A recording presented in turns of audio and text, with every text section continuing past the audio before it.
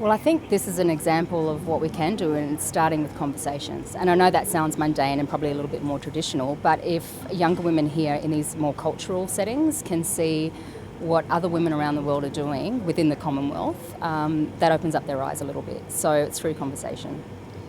Well, I know with the Commonwealth Business Women's Network, we've aligned with a couple of CSOs, so civil society organisations, and we've pledged, I think there's about 43 organisations that are aligning with key messages. So that's, how do I put it now? I'm going to stumble in front of the camera. But,